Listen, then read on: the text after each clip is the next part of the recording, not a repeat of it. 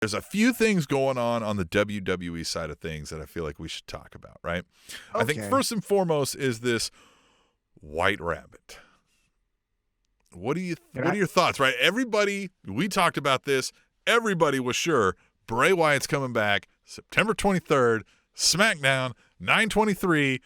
SmackDown 9:23 at 9:23 rolls around and they cut to commercial break. So, and we get no Bray Wyatt. What are your thoughts now?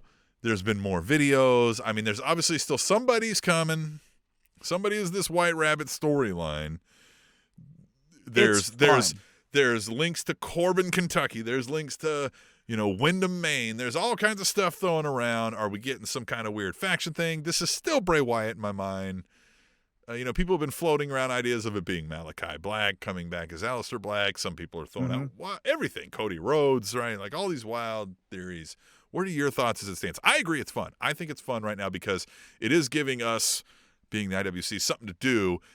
While they can just, if it's Bray Wyatt, they can just appear him on TV one day and the casual fans, hey, fuck, it's just as cool to them as it was before. But we're over here going, who is it? When is it? Why didn't they fucking put him back on? It's bullshit, right?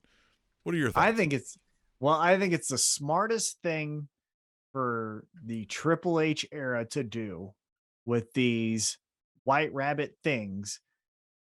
Because I'm going to go a little bit different with you real quick. These episodes are boring. Yeah. These episodes, and this is what I think is the worst possible thing you can be. When Vince McMahon was doing it, it was fucking aggravating and it was like maddening. But it's like Skip Bayless, right? Like no one likes Skip Bayless. He's a fucking horrible human. But you watch him because you're like, this motherfucker, or it's like a Floyd Mayweather fight, right? You don't like Floyd Mayweather, but you buy the pay-per-view because you want to see him get his ass kicked, right? So like you watch WWE when Vince McMahon's in it, and you're like, these fucking idiots, like what? How much dumber can this get? And you're getting worked up, and you're watching the next segment, and it's fucking sucking. And then they take away Austin Theory's first name and all these things, and you're like, God damn it! But like you keep watching because it can't get worse, right? It can't get worse.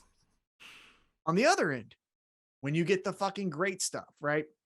I'm going to be a homer here, but like when you go to the MJF CM Punk and you get the origin story of how MJF was created and all of that stuff, you're like, this is amazing. More, right? A wrestling show, in my opinion, needs to be one or the other. It needs to either be like that or like this. Now, I won't watch the shit because I ain't got the time, but people do because, again, they're addicted, right?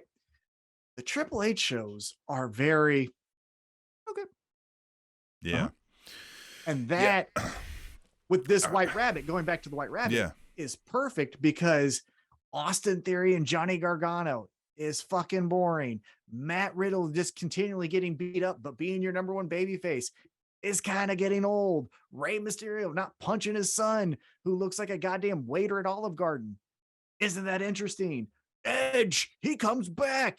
Hey, bud, your time was like 2012. We've done this 4 times in the last 8 months.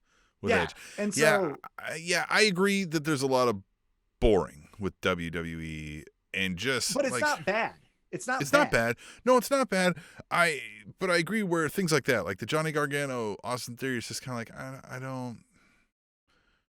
It or feels Candice generic. LeRae is here. Candice LeRae debut. Well, and they open with this Damage Control, and it's just, again, it feels like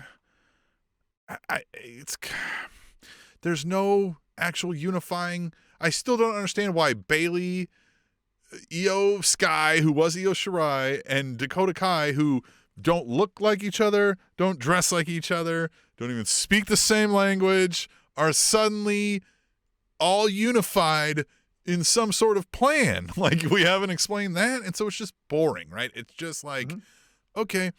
A few things stick out to me. Obviously, we're we can't sing enough praises of Sami Zayn. The Honorary UCE thing happened on SmackDown. That was super fun to watch unfold. If that shirt was around when I was in high school, I would wear that every day. Being from Independence, Missouri, the Samoan population, I would get called UCE. I knew of the UCE thing way before the Usos came out. Like, that's what people on the football team would call me that were Samoan. So like, man, I wish that shirt was around. I almost want to go back to Independence and call up like all the guys and see if they're around and just be like, hey, look at my shirt. And then they're like, you fucking idiot. And then I'm like, all right, see you. I'm out of here. Yeah, get everybody together at Pizza Tasso. Yeah, come up to old Luigi Primo's. Sami Zayn is great. Yeah. But going back to the White Rabbit. Hold on. But going back to the White Rabbit. I think it's fun, but you're on a short leash, at least with me. Because if you do the QR code, which is original, right? Yeah. Scan the QR code, it tells you 923. But then when you scan another one that's behind, I don't know, what's the champion's name? What's her name that beat Ronda Rousey? Morgan. What's her first name? Oh, Liv Morgan. Liv Morgan. She's stretching. There's another one behind her. It says to tune in Monday, right? But you can only do that a couple more times because then it's like, well, fuck, it's just going to tell me Friday and I'll just fucking watch Friday. You know what I mean? So I think we need to hit that quicker. Yeah, I'm ready. I'm ready for it.